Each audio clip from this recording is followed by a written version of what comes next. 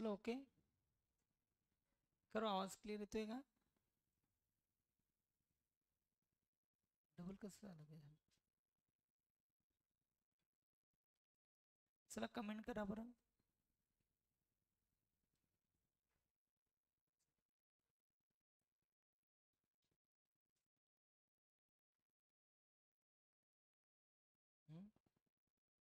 चलो आवाज येतोय.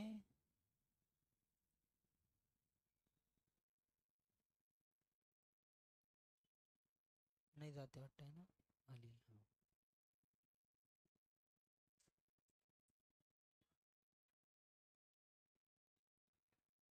चलो आता कमेंट करा मला व्यवस्थित चालू आहे का नाही. तर लाईट बी आलेलं होतं. बस खाली. आता बरे वर्गात आला तो.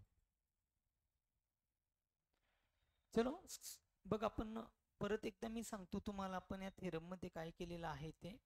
थेरमचं जे स्टेटमेंट आहे ओके वाटत आहे ना.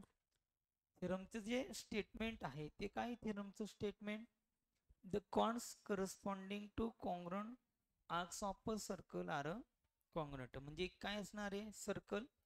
सर्कलच्या काय असणार आहे कॉर्ड या पद्धतीने आपण घेणार आहोत बरोबर. त्याच्यानंतर आपण काय दाखवून दिले इथे आर्क दाखवून दिले. एक आर्क कोणता घेतला AMB. एक आर्क कोणता घेतला CND. इथं काय दिले आपल्याला a circle with centre O. Arc AMB is congruent to arc CND. To prove काय करायचं आपल्याला chord AB is congruent to chord CD. मग आपण काय घेणार construction draw seg OA seg OB seg OC and seg OD. आणि मग आपण जे आपल्याला गिव्हन आहे त्याच्यानुसार पुढे कंटिन्यू करणार आहोत. मग काय म्हणणार arc AMB is congruent to arc. हे कॉन्ग्रुएंट आहे म्हणजे यांचे मेजर काय झाले यांचे मेजर काय झाले इक्वल.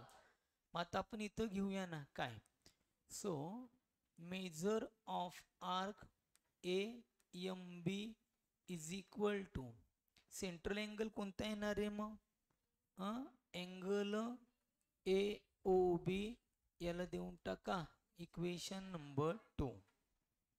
ओके रिझन काय द्यायचं दोघांना आपल्याला एकच रिझन द्यायचे पण जागा नसल्यामुळे आपण सेपरेट देऊन टाकू. Definition of a measure of definition of measure of minor arc. चलो ओके अशी सेम प्रोसेस त्या बाजूला करा. त्या बाजूला म्हणजे कुठं लक्षात आलं काय जसं आपण आर्क कोणता घेतला AMB. दुसरा आर्क कोणता घेणार आपण यस अल्सो. मग इथं मी काय म्हणणार measure of arc CND is equal to angle COD याला देऊन टाका इक्वेशन नंबर 3. आणि मग रिझन देणार काय definition of measure of a minor arc. चलो काही अडचण कुणाला समजलं इथपर्यंत. आता तुमच्याकडे काय असणार आहे की जर तुम्ही इक्वेशन 1 जर पाहिलं ते दोघं तुम्हाला काय दिसत आहेत इक्वल दिसत आहेत. आणि जो मेजर ऑफ आर्क AMB आहे तो इक्वेशन नंबर 2 ची लेफ्ट हँड साइड आहे. आणि major of arc CND equation number 3 ची काय आहे लेफ्ट हँड साइड आहे बरोबर. मग इक्वेशन 1 मध्ये ते दोघं कसे इक्वल म्हणजे याचा अर्थ काय झाला फ्रॉम किती 1 त्याच्यानंतर 2 आणि त्याच्यानंतर घेणार आपण 3. याचा अर्थ काय झाला मग की angle AOB is equal to angle COD. म्हणजे याचा अर्थ काय झाला आता हे दोघं अँगल इक्वल झाले. हे इक्वल झाले म्हणजे कॉन्ग्रुएंट झाले. Angle AOB is congruent to angle COD आणि याला देऊन टाका इक्वेशन नंबर 4. चलो ओके आता काय करणार तुम्ही हेच दोघं ट्रायंगल घेऊन टाकायचे कोणकोणते AOB आणि COD. बघ कसं आता. Now in triangle AOB and triangle COD. चलो ओके. मग काय काय घेणार? सेग OA is congruent to seg OC.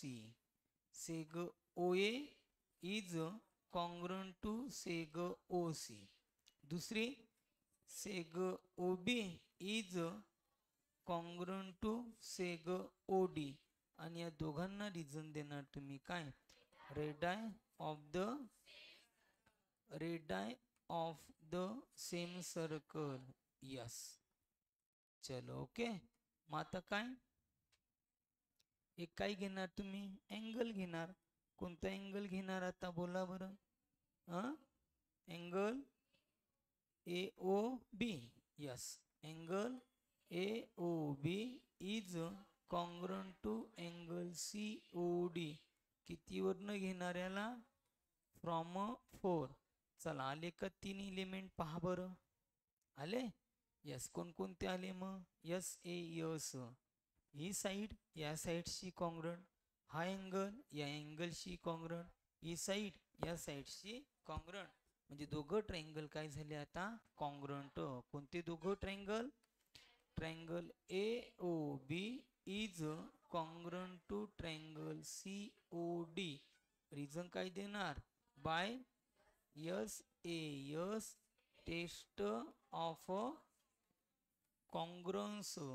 Yes. आता हे दोघं ट्रायंगल आपल्याकडे काय झाले? कॉन्ग्रुएंट झाले. Okay. By SAS test of congruence. पुढे काय करणार बरं तुम्ही आता? हा यस. तुम्हाला प्रॉपर्टी माहिती आहे आता. कोणती प्रॉपर्टी माहिती आहे? Corresponding sides of congruent triangles are काय म्हणणार? Corresponding sides of congruent triangles are congruent. मग कोणत्या साइड घेणार मग?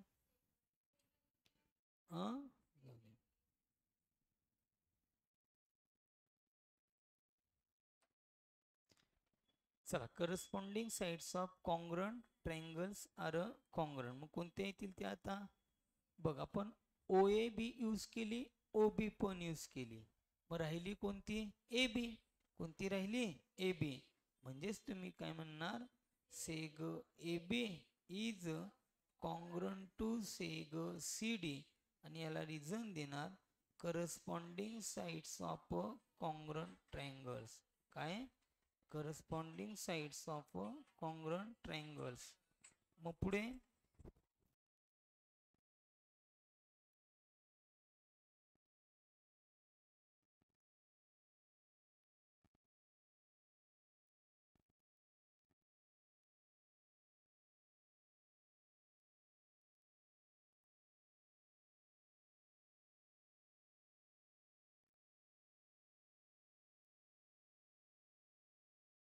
मग काय करणार बोला आता?